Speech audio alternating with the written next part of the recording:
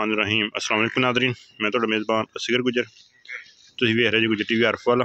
हर रोज़ बेहतरीन ते आला क्वालिटी के जानवर लैके हर रोज़ दोस्तों की खिदमत दे विच हाज़र होईदा। अज माशाअल्लाह एक मझ की वीडियो लैके वीरां दी खिदमत दे विच हाज़र हो गए दोस्तां। मझ वेखनी माशाअल्लाह, मझ फुल वड्डी है, गरंटी वाला मझ ने तीसरा सूआ सोना वा, लेकिन इंशाअल्लाह लिबास मझ बहुता वड्डा तो सोहना बनाउंदी। मझ चंगी तो रेट इंशाअल्लाह साडे हमेशा ही जायज़ होंदे। फिर दोस्तों फुल पिछे हट के विखा रहे हैं। मझ लम्मी किड्डी है, मझ नूं कद चंगा, मझ लम्मी बड़ी है।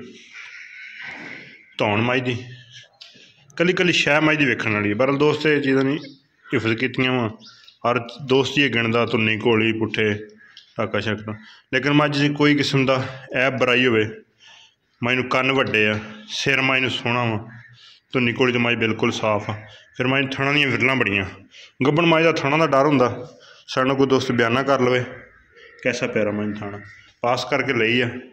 जनमन साडे पिंड दी मझ ते बड़ियां बड़ियां चंगियां मझां इंशाअल्लाह। ऐ मझ नूं नीली दे बटन ते टोपियां ला देनियां अल्लाह दे हुकम नाल।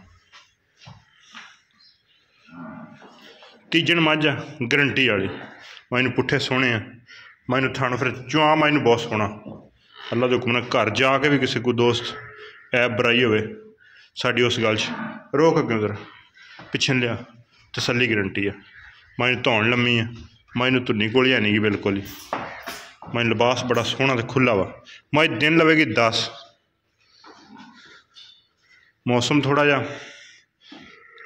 मझां वाले पासे तो बड़ा मौसम गर्म है, तो वैसे सर्दी बड़ी है। लेकिन अज अलहमदुलिल्लाह जुमे का दिन 3 जनवरी है, तो मझ का शौक दोस्तों को करा रहे हैं। पिछे मोड़ अंदर मझ गब्बन का डर होंदा, शायद मझ का डर होंदा कि शायद मझ थणा च कोई वादा घट आवे, लेकिन साडा दोस्त बयाना कर लवे 10 दिन असीं मझ नूं पट्ठे पावांगे। जिदन मझ सूजवे सूह के मझ लाई फिर मझ लम्मी तो वड्डी आई। रेट होणगे इंशाअल्लाह बिल्कुल ही मुनासिब जे ते मकूल जे। मझ दी नस्लदार दोस्तां वीरां ने आ वेख लैनी है। लिबास मझ नूं सोहना, सिर मझ नूं काठां दे विच रखे, जनवन सिंह है, ये नहीं कि बनाए होण सिंह। मुड़ी दा रंग अग्गों मुड़ी मेरे वाले पास सिर मझ जिहड़ा है वो ही है, इन भी छिल छुल के दोबारा गोल किया हो। तुन्नी घोली मझ नूं है ही नहीं बिल्कुल, लम्मी मझ बड़ी। रेट मझ दा बिल्कुल निक्का जिहा मुनासिब जिहा। दोस्त चैक कर लैन मझ नूं, हर तरह दी अल्लाह दे हुकम नाल तसल्लियां गरंटियां। अंदर रखी फुल कैमरा पिछों कोई जूम नहीं किया। माशाअल्लाह मझां अलहमदुलिल्लाह होर भी साढ़े कोल चंगियां चंगियां, लेकिन वो मझां सूइयां ही।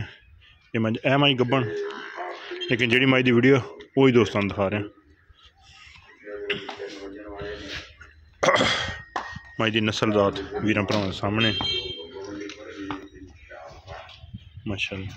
मझ दी नस्ल रेट मझ दा 5 सवा 5, लेकिन जिहड़ा बिल्कुल निक्का जा ते बिल्कुल मुनासिब जा मकूल जा रेट 4,60,000 रुपया।